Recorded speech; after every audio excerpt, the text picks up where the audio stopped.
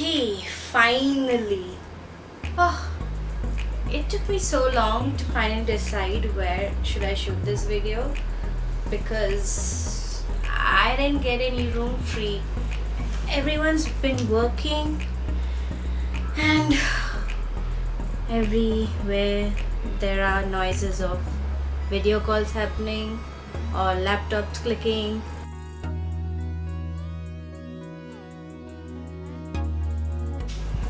Hello everyone, I hope you all have been doing fine. Welcome to the Frugal Green Indian.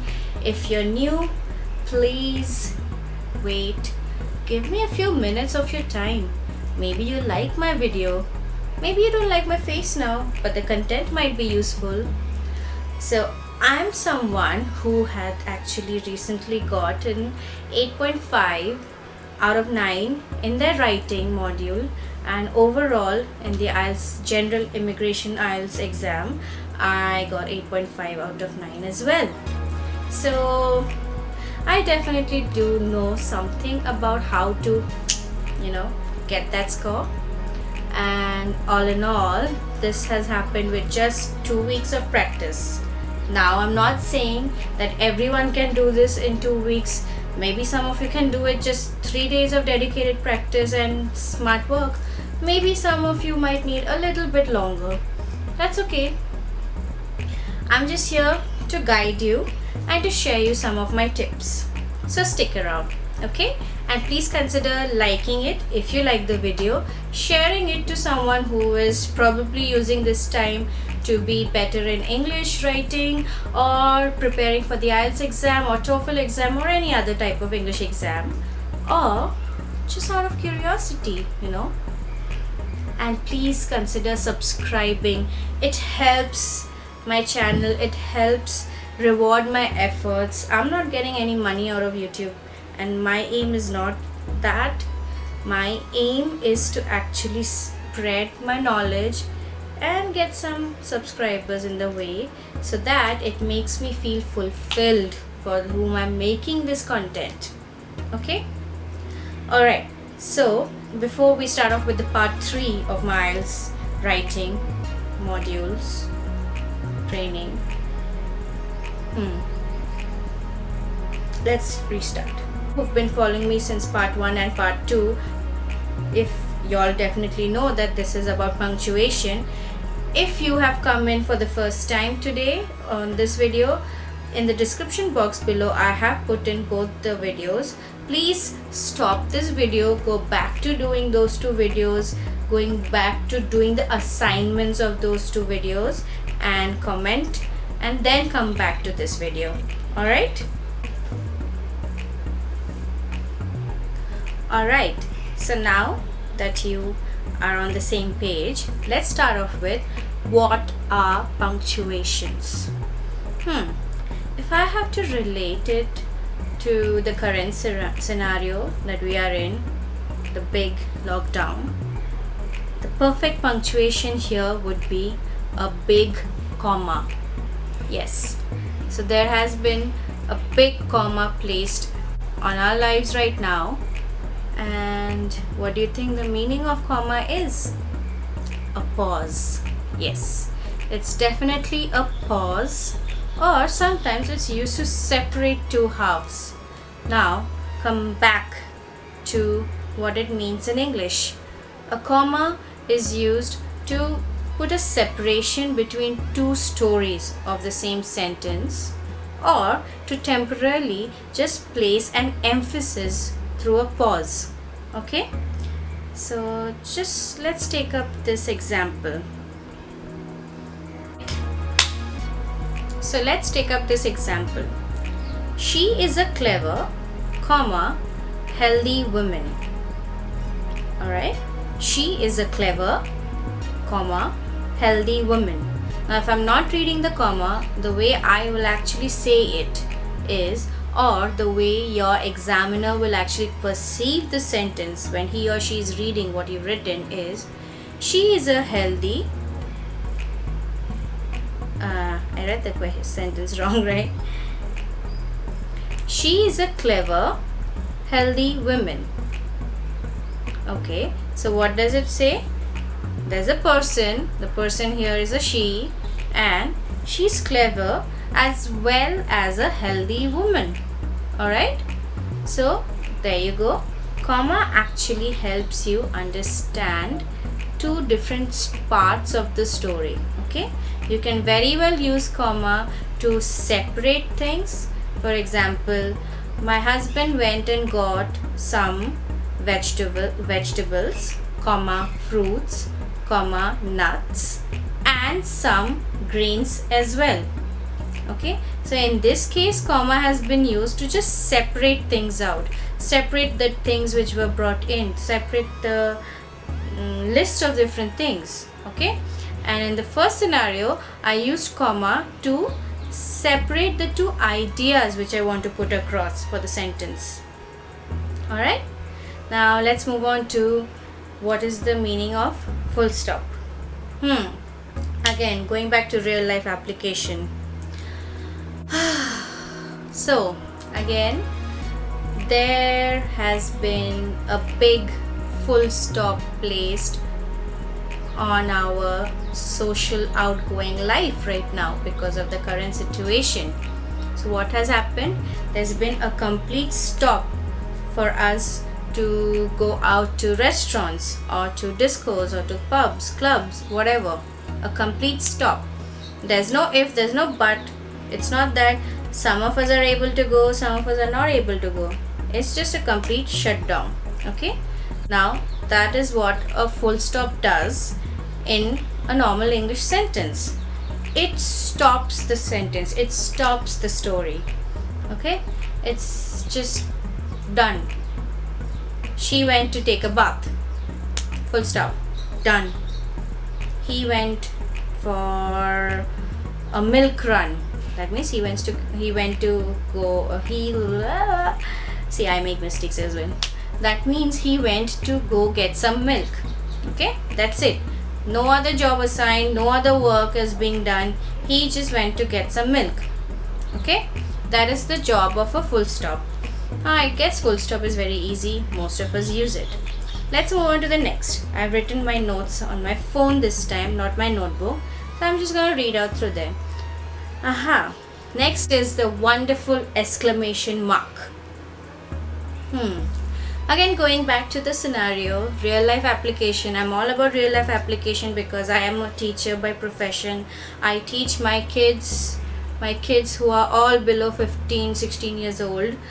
They love real life examples. That's why I always try to connect everything to the real life scenarios or whatever daily things which we do. Okay? So when I have to use exclamation, how will that look in real life?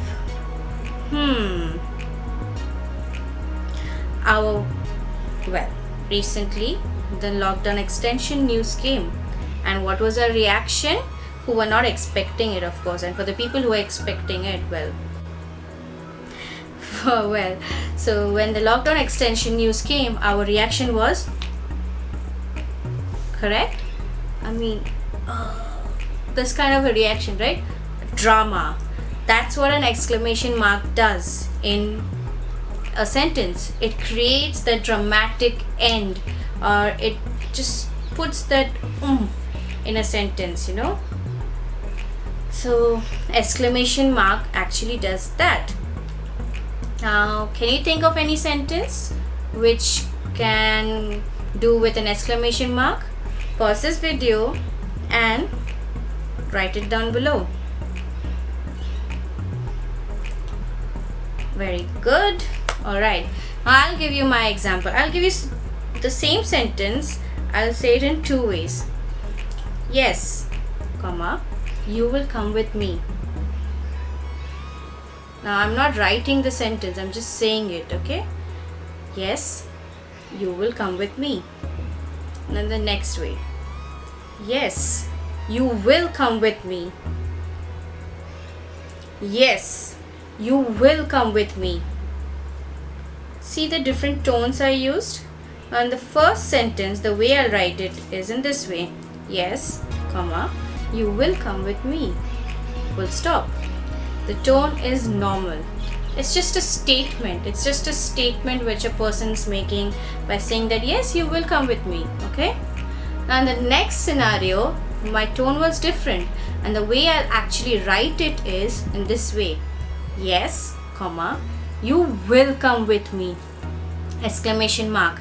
There's a big emphasis, there's a big drama involved when a person's reading your work and over there you've written an exclamation at the end of a sentence. What happens is your words stand out, your sentence stands out, and the person understands the tone you're trying to put in the sentence or in the storyline. Okay, so it's much easier to actually talk in a language rather than convey a message via your words, written words. It's always easier to always call a person and just clarify all the misunderstandings or clarify what you're trying to say, portray your words across. It's much harder to do that when you're writing an email or when you're writing a letter, right? That is why the correct usage of punctuations is very important.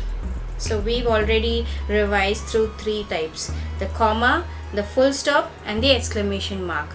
These 3 are the most common ones which you'll be using anyways, at least from the IELTS or the regular English writing point of view.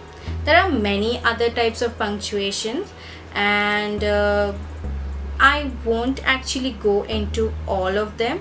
I have just got 2 or 3 other that I have written down on my phone that I would like to go through. And if you want in detail what are the other types of punctuation marks in English, there is a wonderful video done by another YouTuber, and I've linked that down below. I won't take credit for that. That person's explained it very well with simple examples and graphics. Okay? Alright, let's move on to the wonderful question mark. Everybody knows how question mark is relating to our current scenario, right? When is the lockdown gonna open? When is this entire world crisis gonna get over? A big question mark. Our faces are a big question mark. How are you doing during the lockdown? Big question mark. Correct? So that's what question mark actually does. It raises a question in English. How are you? Question mark.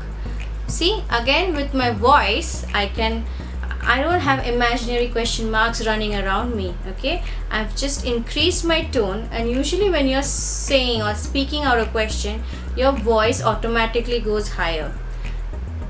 Is that right? How have you been doing? See, the last word's tone is always much higher. Now, how will the person understand the same interrogative tone in your writing if you don't place a question mark? Right? It's very easy to understand when you've placed a question mark that it's actually a question. Correct? Here's: when do you think we can go out? Question mark. How is he doing that trick? Question mark. Correct? Again, questions are a very good way to just change up the paragraph you're writing. Okay, but please do remember, questions or the use of questions in your writing, especially for the IELTS point of view, it's a very direct type of, and it's an informal type of writing. Okay, you can never use it in your formal paragraphs or formal essays. Okay, now the last but not the least is this punctuation mark, colon.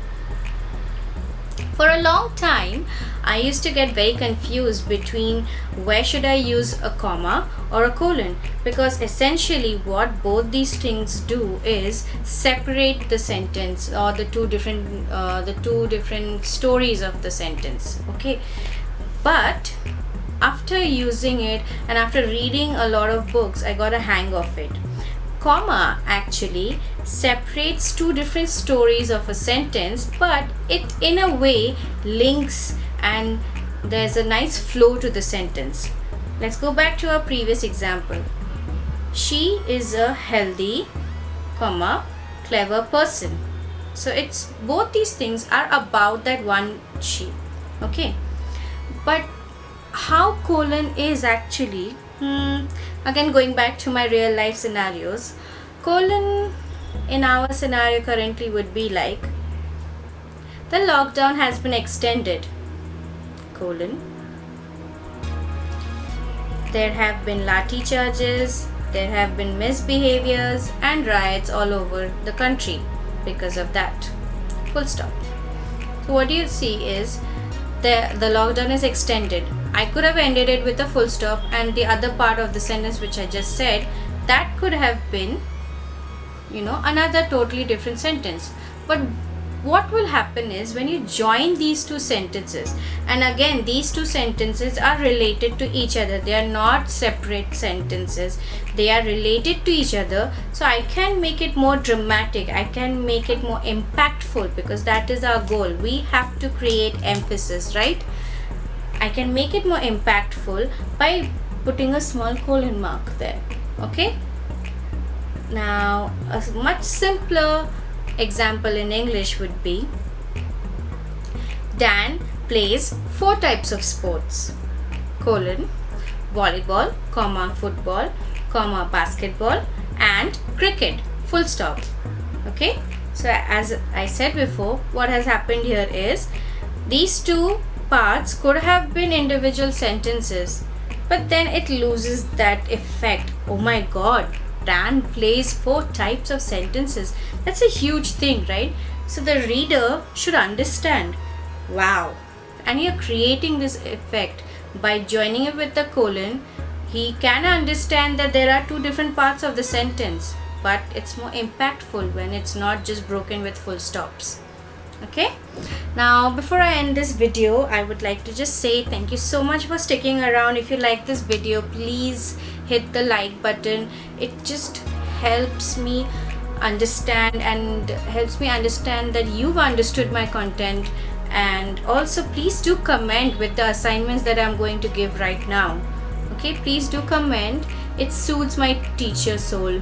It just makes me feel that I am actually teaching someone out there and I'm helping out someone. Okay, some of you have commented with the past assignments from the previous videos. Some of you have also written some appreciation notes as well on those videos. Thank you so very much. Thank you for sticking around, and please like, share and subscribe for more such contents as well. Okay, now the assignments for this part of the video, or this part of the series, is that I'm actually going to give you 2 types of assignments.